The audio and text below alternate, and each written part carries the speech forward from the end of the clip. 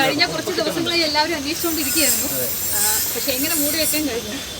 അങ്ങനെയല്ല, നമ്മളെല്ലാം കൺഫർമേഷനായിട്ട് നോക്കിയതിന് ശേഷം നമുക്ക് കാര്യങ്ങളൊക്കെ എടുത്ത് പറയാം. ശരത്ത് സാധാരണ ലോട്ടറി എടുക്കുന്ന ആളാണോ? അല്ല, ഞാൻ ലോട്ടറി എടുക്കാം. ആദ്യമായിട്ട് എടുക്കാം. ആദ്യമായിട്ട് എടുക്കാം ബമ്പർ. ഇത് ഇത്രയും ദിവസം ഈ ഒളിപ്പിച്ച് വെച്ചപ്പോൾ ഒരു ടെൻഷൻ ഇല്ലായിരുന്നു? ടെൻഷൻ ഉണ്ടായിരുന്നു. പക്ഷെ അന്നല്ലാതെ കറക്റ്റ് കൺഫർമേഷൻ ആവേണ്ട സീരിയൽ നമ്പർ കാര്യങ്ങൾക്കെല്ലാം ഉള്ളതാണല്ലോ. അപ്പോൾ കൃത്യമായിട്ട് ഇൻഫർമേഷൻ കറക്റ്റായിട്ട് മനസ്സിലാക്കിയതിന് ശേഷം നമുക്ക് ഒരാൾക്ക് പറയാൻ പറ്റുള്ളൂ. അതുകൊണ്ട് സ്ത്രീയുടെ പേര് പറയുന്നു, നെട്ടൂരുള്ള പേര് പറയുന്നു. അപ്പോൾ ഈ ശരത്തപ്പം ശരത്തിൻ്റെ ഉള്ളിലുള്ള ഭാവം ഉണ്ടായിരുന്നു. അല്ല,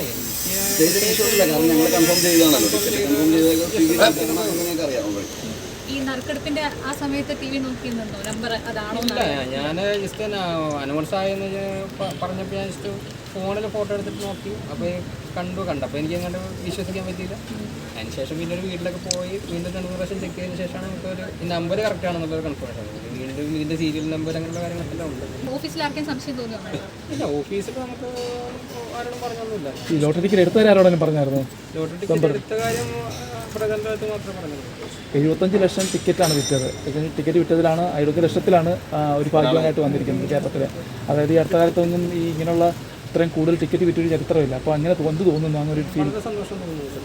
ഇനി എന്താണ് ഒരു പ്ലാൻ ഒക്കെ എന്താണ്? പ്രത്യേകിച്ചൊന്നുമില്ല, നമുക്ക് എല്ലാ കാര്യങ്ങളും പിന്നീട് ആലോചിച്ച് ചെയ്യാം എന്നുള്ള. ഇപ്പോൾ ഈ കടയിലെ ജോലി തുടരും?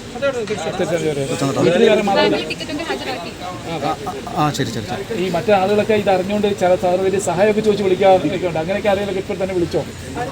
അങ്ങനെ വിളിച്ചിട്ടില്ല. സാധാരണ അങ്ങനെ വിളിക്കാറൊക്കെ സാധനങ്ങളുണ്ട് എന്നല്ല. ഏറ്റവും പുതിയ വാർത്തകളും വിശേഷങ്ങളും വിരൽത്തുമ്പിലറിയാൻ സീ മലയാളം ന്യൂസ് എല്ലാ ഡിജിറ്റൽ പ്ലാറ്റ്ഫോമുകളിലും ലഭ്യം.